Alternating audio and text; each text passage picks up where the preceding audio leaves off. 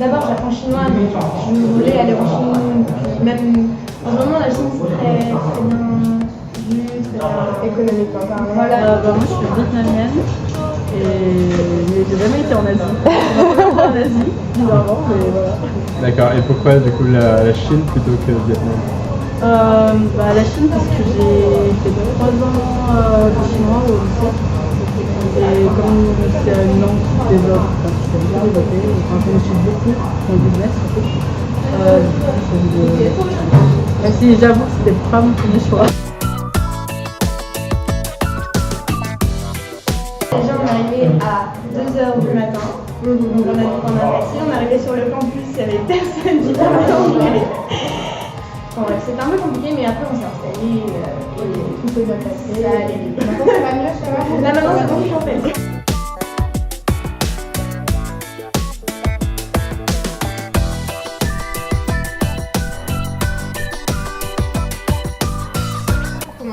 Pourquoi tu nous as amenés ici? Est-ce que c'est un lieu que tu apprécies? Oui, c'est un lieu que j'apprécie. Parce que je suis totalement accro au bubble tea. Donc Depuis que je suis arrivée. cette petite chose. C'est un café international un peu et puis on se situe à Jiangsu qui est vraiment au centre de Déjà dans le métro, on n'attend pas que les gens sortent pour rentrer. Ah oui, c'est en France et ça m'énerve. C'est les toilettes. Il n'y a que ça, ouais. Il n'y a que ça ici, c'est rare que tu trouves des toilettes normales. Il ne se mouche jamais. En fait, se moucher ici, c'est impoli. D'accord. Du coup, il renifle tout le temps. Donc quand tu es en cours et tu n'entends pas la prof, mais tout le monde renifler, et bien je t'assure que c'est pas du tout agréable. Ah, sympathique.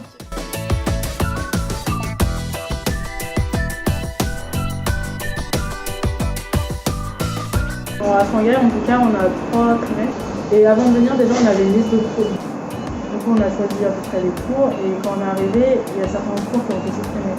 D'accord.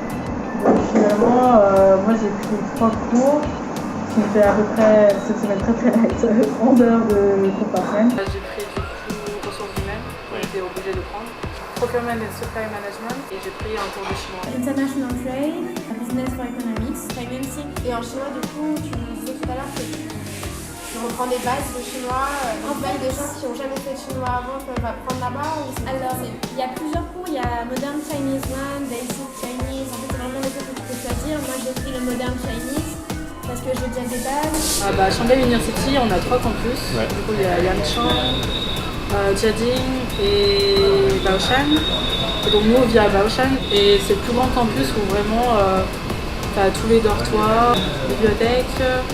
Et t'as beaucoup de cantines, des terrains de sport, donc si jamais tu veux faire du sport, il y a une piscine aussi, donc c'est vraiment bien. De base, t'es déjà dans un logement, donc ça c'est bien parce que t'es déjà pris en charge. T'as un logement réservé, du coup t'es la plupart du temps avec tes personnes de ton université, sauf si t'es la seule fille et que c'est que des garçons, bah là du coup c'est pas mixte. des autres filles, voilà, c'est pas mixte du tout. Mais par contre la résidence est mixte. Et pour le campus où il y a la business school, c'est un plus petit campus par contre. T'as une bibliothèque et t'as des espaces de sport. Il y a 2 cantines aussi et un café. Du coup là c'est le Hub Café et c'est le café, le spot en fait de tous les internationaux où vraiment à chaque pause tout le monde va chercher son café. Il y a des smoothies, des trucs comme ça. Donc, voilà. Après les cours c'est pas du tout pareil, hein. En France on prend des notes, oui. Il y a un PowerPoint, tu l'auras pas à la fin du cours. Si tu as un livre, en fait, le prof prend des phrases du livre, copier-coller, les met sur les PowerPoint, qui t'envoie ensuite par WeChat. Donc voilà. Tout passe par WeChat. Donc, tout passe par WeChat, absolument. Tu viens en fait, même pas besoin de trousse ou de juste ton livre et c'est tout. J'avais pris mon ordi pour venir, mais je me rends compte qu'en Chine, personne n'utilise son ordi. Ah ouais? Ouais, pas grand monde vraiment. Et ils sont vraiment sur le bouquin. Moi je me suis vraiment intéressée aux associations parce que là je me suis intéressée à ça. T'étais dans tel asso avant? Et donc tu as une association pour la business school qui s'appelle CNI Student Union, c'est Chinese and International Students. Et ça regroupe à peu près tous les étudiants chinois et internationaux qui veulent se prêter. Et ils essayent vraiment de faire des activités.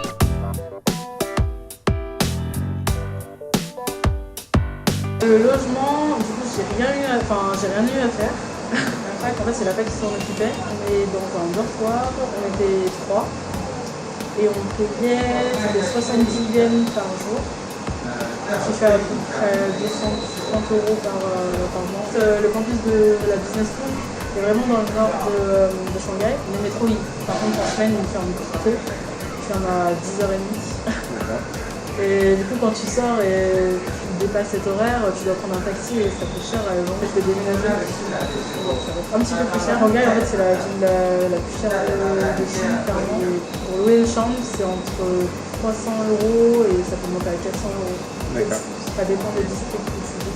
Chez moi, c'est 350 à peu près. Dans Shanghai. Dans Shanghai, À côté de au centre-ville de Shanghai. Ouais. Je suis vraiment dans un parc. Tu respires un peu. Ah ouais, ouais. Et pour les transports, il y a les bus, les métros. Le bus, si tu veux le prendre, c'est pas cher, c'est tout le temps 2 yens, peu importe où tu vas. Les lignes de métro, elles sont vraiment modernes, c'est plutôt bien desservi. Pour les métros et bus, tu as une carte que tu peux recharger. En fait, de base, ça coûte pas cher parce que t'en as pour 6 yuan max, donc ça fait à peu près 70 centimes. Sauf que 6 yuan, à chaque fois que tu prends le métro, ça va super vite. Et du coup, moi, j'en ai pour 7 ou 8 yuan pour aller jusqu'à la fac, aller-retour par jour. Donc du coup, en fait, ça te revient plus cher que l'abonnement à Lyon étudiant. T'as les vélos aussi, c'est pratique parce que c'est des vélos, tu les prends n'importe où et tu peux les déposer n'importe où et l'heure ça coûte 1 yuan. La nourriture, je pense que j'en ai pour 5 € max par jour. Non, en fait, te faire à manger ici, ça coûte plus cher que de manger dehors. Donc des fois, j'achète à manger parce que j'ai envie de manger autre chose, mais vraiment, ça n'a aucun intérêt d'acheter quelque chose. D'accord. Donc les voyages, pour en avoir fait un pour le moment, ça coûte toujours moins cher qu'en France, Ouais. mais c'est pas beaucoup. Vu avec toutes les dépenses exceptionnelles et imprévues, j'ai dû dépenser au moins 500 € pour le premier mois, ce qui est beaucoup. D'accord. J'espère que ça se réglera au fur et à mesure parce que c'est un peu délicat. Les dépenses administratives, en fait, qui te ruinent dès le début. Là, pour les 2 mois, j'ai mis 1 000 € dépensés. Le visa, tu dois faire ton visa avant d'arriver. En fait, tu as différents types de visa. Tu as le normal, ça prend 3 semaines, ouais, qui coûte moins cher, c'était 60 € il me semble. Oui. Sinon, tu as express, qui ça prend 3 à 5 jours. Tu me payes plus cher. Honnêtement, un mois avant de partir, ça devrait être bon. Ouais. C'est pas aussi bon que ça.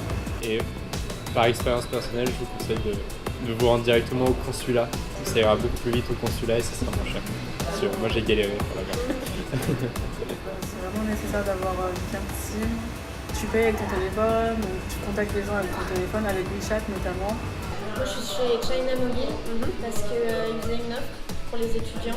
Comme j'ai pris un forfait, je sais pas si c'était inclus dedans, mais j'ai payé 100 yuan pour avoir mon crédit et ma carte SIM, mais je crois que c'est une réduction étudiante. Parce que tu as plusieurs opérateurs, mais les opérateurs qui faisaient vraiment des réductions étudiantes, ils se trouvaient encore plus. Donc, quand tu es boursier, tu as ta bourse normale du Crous. Sinon, tu as la bourse de la région. Et quand tu es boursier, tu as encore une aide supplémentaire. D'accord. Alors ça dépend du montant, apparemment cette année c'est 800 €, mais qu'on n'aura que en janvier-mars apparemment. Donc ça c'est les aides de la fac. Et sinon en Chine, on a demandé, on n'a pas de bourse. Mais D'accord. apparemment c'est vraiment particulier à notre université, là, Shanghai University. Visa étudiant, c'est vraiment interdiction de travailler, interdiction de faire des stages, interdiction de faire quoi que ce soit. Sauf si la fac de Lyon renvoie un contrat avec marqué droit au stage.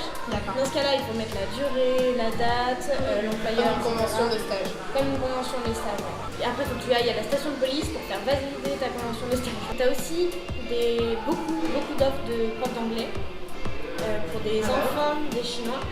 Mais là, du coup, tu peux le faire sans avoir de permis de travail.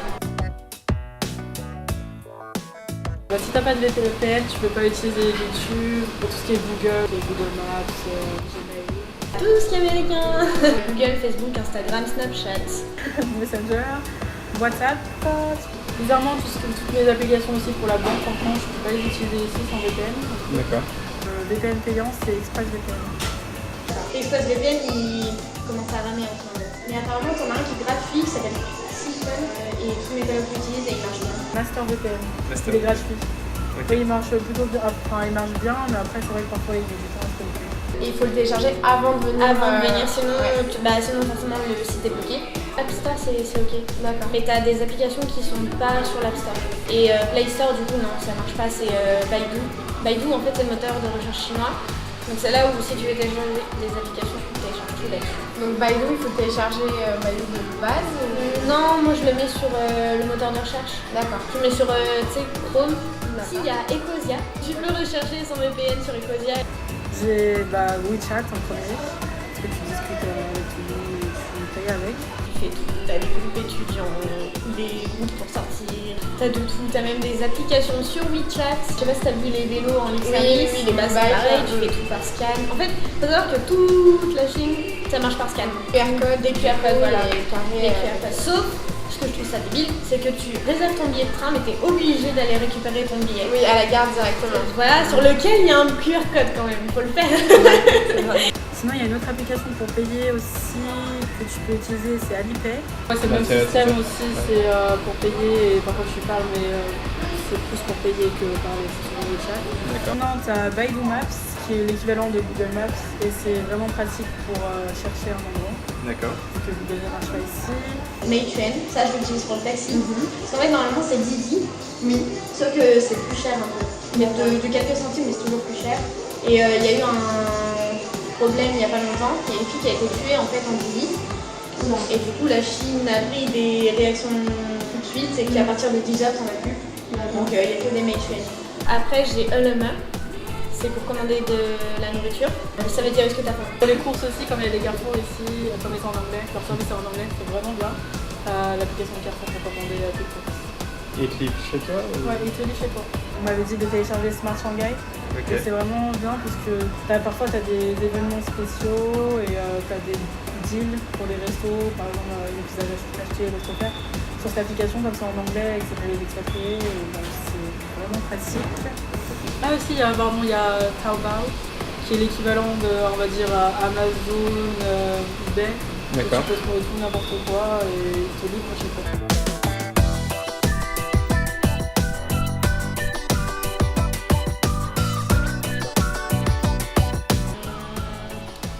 La politesse. On s'attendait pas à ça. C'est vraiment le petit bonjour quand tu rentres, le petit merci, le petit pardon quand tu fais devant quelqu'un. D'ailleurs, quand tu dis merci, généralement, en fait, ça te fait plaisir à toi parce que du coup, ils sourient parce qu'ils sont pas habitués, ou ils rigolent, ou ils sont vraiment contents que tu leur dises merci parce que ça arrive pas souvent, ou au revoir. Les desserts, vraiment. Ils ont des desserts, mais c'est pas sucré comme même. Généralement, leur dessert, c'est un peu du riz gluant et des haricots rouges.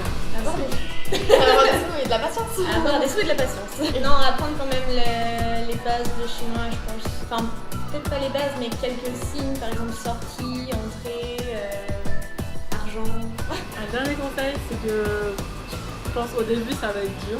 Mais il y a des hauts, des bas comme tout, mais on en apprend beaucoup. En 2 mois, franchement, j'ai beaucoup appris. T'en apprends sur le pays, t'en apprends sur toi, t'en apprends à comment tu te comportes avec les gens et franchement, c'est une bonne expérience.